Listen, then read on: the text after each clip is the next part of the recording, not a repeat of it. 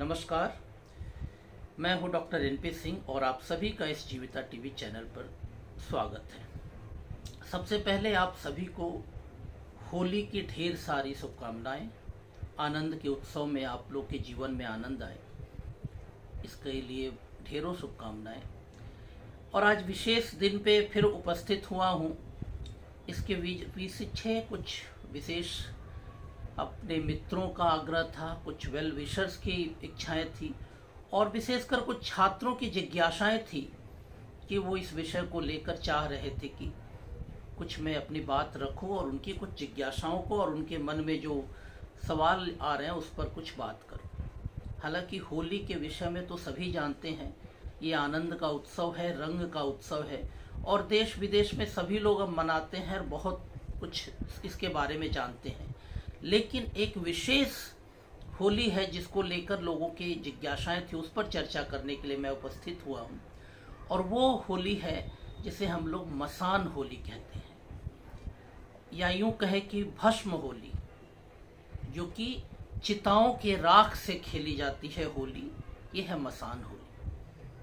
अब ये जिज्ञासाएं थी कि ये रंग का उत्सव, आनंद का उत्सव, उसमें किसी चिता के राख से होली खेलना, इसका क्या महत्व है या ये क्यों है, इसका कोई अवधारणा इसकी क्या है और क्यों होती है, कई तरह के सवाल थे। जाहिर है जो नहीं जानते उनके लिए सवाल है कि जब हम उत्सव मना रहे हैं, उत्सव के रूप में है, आनंद के रूप में है, या जीवन जीने की या जिस जीवन में हम हैं उस जीवन में जब आनंद कर रहे हैं तो उसमें मृतात्मा या मृत व्यक्ति के जो शव का दाह हो चुका उसके राख से होली खेल रहे हैं, इसका क्या महत्व है या ये क्यों है, इस होली के साथ इसका जुड़ाव क्यों है। तो इसी विषय पर हम लोग आज चर्चा करें और मेरा निवेदन रहेगा कि इस पूरे वीडियो को आप अंत तक देखें, तब आप समझ पाएंगे। क्योंकि एक होली के बारे में जो हम सभी जानते हैं कि आनंद का उत्सव है, रंग का उत्सव है, वो तो आई है। ये मसान होली के साथ भी आनंद का उत्सव है, इसके साथ आध्यात्मिकता भी है, हमारी परंपरा भी है, हमारी संस्कृति भी है और इसके पीछे बहुत बड़ा विज्ञान भी है। शायद हम लोग हर चीज को नकारने की प्रक्रिया रही है या एक ऐसी सोच चली है कि हम सब चीज को अपरेंटली सतही तरह पे देखते हैं और उसको नकार देते हैं कि जीवन को सिर्फ मृत और जीवन के बीच में देख के आनंद और दुख को उसी परिभाषा में करके नकारते हैं और कहीं ना कहीं जो सच है, सत्य है, जो सत्व है, उसको हम नकारते हैं और इसीलिए बहुत सी चीज़ों को हम समझ नहीं पाते या उस चीज़ को समझना नहीं चाहते। तो आइए हम लोग इसी पर बात करें। एक तो इसके पीछे की जो अवधारणा है, जो हमारे कथाएं हैं या कुछ मान्यता है, पहले उसको समझ ले, फिर हम उसके बाद अपनी दूसरी बात पर आएंगे। पहली बात है कि मसान होली एक रंग भरी एकादशी मानी जाती है, या यूं कहे कि फाल्गुन महीने के शुक्ल पक्ष की जो एकादशी है उसको रंग भरी एकादशी माना जाता है। उसके दूसरे दिन मसान होली खेली जाती है और एकादशी के दिन माना जाता है कि शिव जी अपने विवाह के उपरांत पहली बार काशी में माता पार्वती को लेकर आए थे और उस दिन उन्होंने होली खेली थी गुलाल से या रंगों से, यूं मान लीजिए। लेकिन आप जानते हैं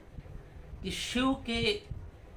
गण हो या भक्त हो या उनकी फॉलोअर्स हो,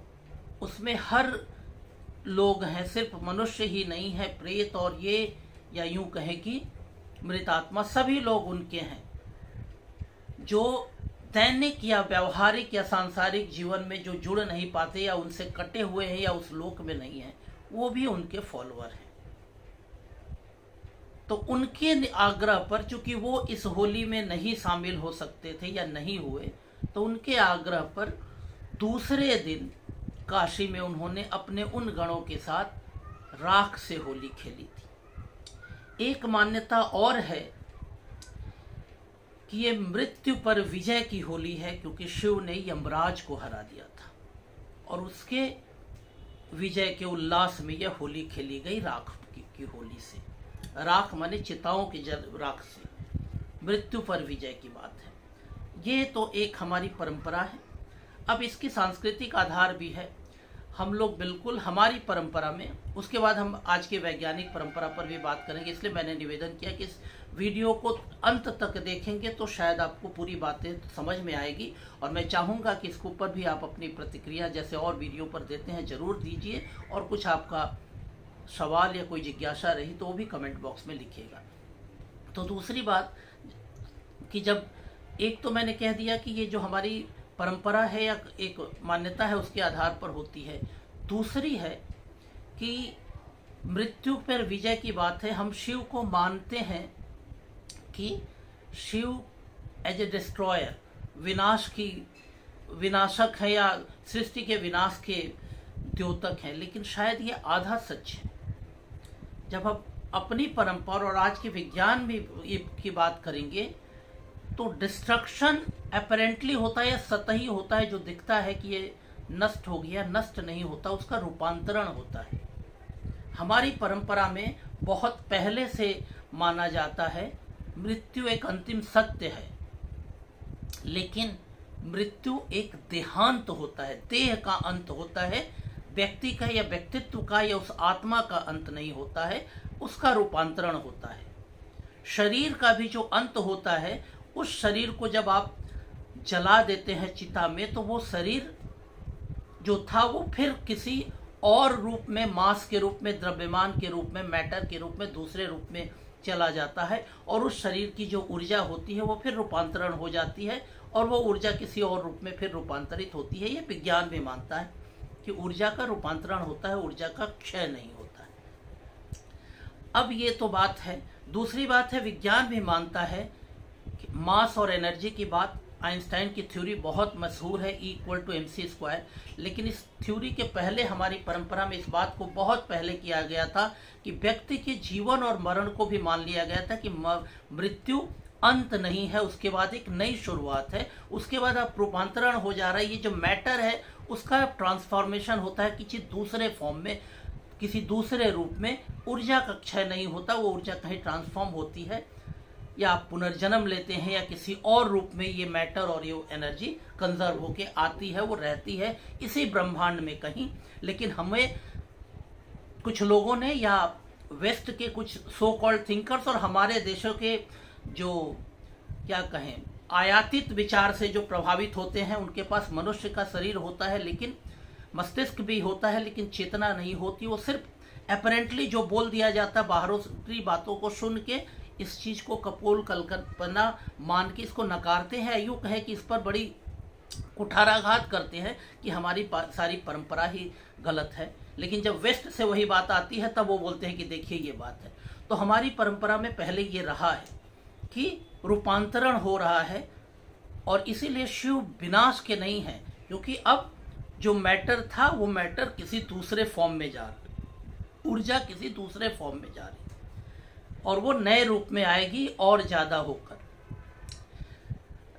अगर आइंस्टाइन की थ्योरी की बात करें E=mc², जब इसका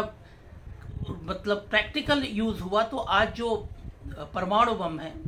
जिसमें दो क्रियाएं होती है, एक न्यूक्लियर फिशन और न्यूक्लियर फ्यूजन, उसमें कहीं ना कहीं मैटर का या पदार्थ का ऊर्जा में रूपांतरण होता है और धीरे धीरे ऊर्जा पैदा होती है, या ऊर्जा का इतना अत्यधिक होता है कि वो ऊर्जा घातक भी हो जाती है। यानी मैटर, जो मैटर है, पदार्थ है, वस्तु है, उसका रूपांतरण हो रहा है ऊर्जा में, या ऊर्जा का भी रूपांतरण मैटर में हो सकता है। अगर हम माने कि हमारे शरीर का देहांत हो गया, शरीर मैटर में का अंत हो गया, और उसको हमने फिर ऊर्जा में आग से जला के या कुछ ऊर्जा में कन्वर्ट किया, कुछ मैटर में किया, वो ऊर्जा फिर पदार्थ में कन्वर्ट हो सकती है। विज्ञान भी मानता है और हमारे परंपरा में भी मानी जाती है। अब थोड़ी सी और बात कहें, अध्यात्म और विज्ञान को एक साथ मिला के हम बात करें तो और क्लियर होगी कि हमारी परंपरा में शिव क्या है। शिव वो यूनिवर्सल फॉर्म है या यूनिवर्सल शक्ति है, यूनिवर्सल ये हैं जो इस सृष्टि के हर चीज में कहीं ना कहीं विद्यमान है। यानी हर मैटर में एनर्जी है, और जो शक्ति है वो क्रिएटिविटी है या क्रिएशन या सृष्टि रचती है, और सृष्टि रचने के पीछे हर जगह कहीं ना कहीं शिव विद्यमान है। यानी शिव पार्वती का मिलन मैटर और एनर्जी का एक वो रूप है जो हमारी परंपरा अपने तरह से व्याख्यायित करती कि जहां भी मिलते हैं तभी क्रिएशन होती है, सृष्टि होती है। मैटर और एनर्जी, हमारे यहाँ चूंकि शिव को कॉन्शसनेस माना जाता है, शक्ति को एनर्जी माना जाता है, लेकिन अगर हम इसको थोड़ा सा और सूक्ष्म रूप में रहे तो मैटर अगर सिर्फ रेस्ट में है, माने एकदम कहीं रखा हुआ है, तब भी उसमें ऊर्जा है, और जब वो मूविंग करती है या अपनी गति में आ जाती है तो उसके अंदर वो काइनेटिक एनर्जी, गतिज ऊर्जा आ जाती है। उसके पहले उसके अंदर स्टैटिक फॉर्म में ऊर्जा है, लेकिन वो एक्शन में नहीं है, तो वो है। तो जब ये हमारी परंपरा में सृष्टि के बारे में कहा गया, और शिव और शक्ति की परंपरा जो है वही, यानी रंग भरी एकादशी के दिन शिव शक्ति मिलके गुलाल के साथ रंग खेलते, रंग को जो हम भौतिक जीवन में जी रहे हैं, जो हम भौतिक शरीर के साथ जी रहे हैं, यानी सृष्टि के जिस रूप को हम महसूस कर सकते हैं, अनुभूति कर सकते हैं, उस जीवन को जी रहे हैं, और उस जीवन को जी के आनंद कर रहे हैं। और उसके दूसरे दिन, या यूं कहे कि इस जीवन के बाद का जो जीवन है, जब एकदम सब नष्ट हो जाता है और आप राख बन जाते हैं, तो आप राख नहीं बनते, आपके शरीर का राख होता है जलाने के बाद। वो शरीर जो एक दिन पहले आपने रंग भरी एकादशी के साथ जिया, लेकिन उस जीवन का एक और पक्ष है कि उस शरीर को, जिस शरीर के माध्यम से आपने रंग का उत्सव किया, वो शरीर आपको कहीं ना कहीं छोड़ना है, उसका नष्ट नहीं कर रहे, आप अपने आप को नष्ट नहीं कर रहे, शरीर को छोड़ रहे हैं, शरीर का अंत कर रहे हैं, और आपके अंदर का जो ये उत्सव है, जो आपने उत्सव मनाया है शरीर के साथ, उसके अंदर का जो अनुभव है, जो ऊर्जा है, वो रूपांतरित होकर किसी और रूप में जा रही है, और फिर वो जो रूपांतरण हो रही है, यानी वो फिर नई सृष्टि करेगी, चाहे जिस रूप में आए। यानी कि मसान की होली मृत्यु पर विजय की होली है, विनाश पर नए सृजन की होली है। इस चीज को थोड़ा समझिए, और भारतीय परंपरा या भारतीय जो इस परंपरा को समझिए, गंभीरता से समझिए। सतही तरह पर लोग आके हर समय आक्षेप लगा देते हैं, जो आक्षेप लगाते हैं उनको आराम से सुनिए और हल्के से मुस्कुरा के छोड़ दीजिए, क्योंकि उनकी चेतना उस स्तर तक गई नहीं कि वो देख पाए, इस चीज को समझ पाए, क्योंकि वो चेतना के स्तर पर नहीं देखते, दृष्टि के स्तर पर भी नहीं देखते, वो सिर्फ आंखों के सामने होने वाले चीजों को देखते हैं। अगर मैं अभी यहाँ बैठा हूँ, आप मुझे वीडियो पर देख रहे हैं, यानी मैं वहां नहीं हूं जहां आप देख रहे हैं, तो क्या इसको भी मान लें कि मैं हूं ही नहीं, या जो वीडियो पर आप देख रहे हैं वही मैं हूं, क्योंकि वो मैं नहीं हूं, वहां पर मेरा प्रतिबिंब देख रहे हैं। तो ये कई तरह चीजें हैं कि उस तरह की कुतर्की लोगों को हम लोग तर्क से उनके सामने बातों को रख सकते हैं, लेकिन कोई फायदा नहीं है। जब ऐसे लोग आए तो बेहतर है उनसे तर्क मत करिए, क्योंकि आप जब उस चेतना के उस स्तर पर जाएंगे वो वहां पहुंच ही नहीं सकते, क्योंकि उनकी चेतना का वहां विकास हुआ ही नहीं है। वो लोग एकदम अपनी वासना और अपने अहंकार के बीच में दबे हुए हैं और वहीं से देखते हैं। लेकिन जो हमने आज बात की मसान की होली, ये होली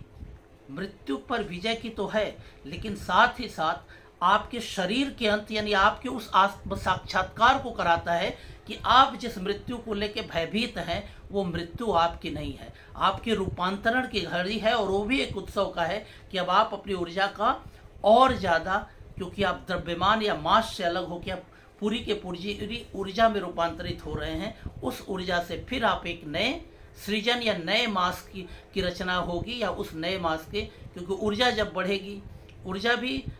अगर अत्यधिक हो तो ऊर्जा के मास को कन्वर्ट कर सकती है, और मास भी को ऊर्जा दिया जाए तो उसमें से भी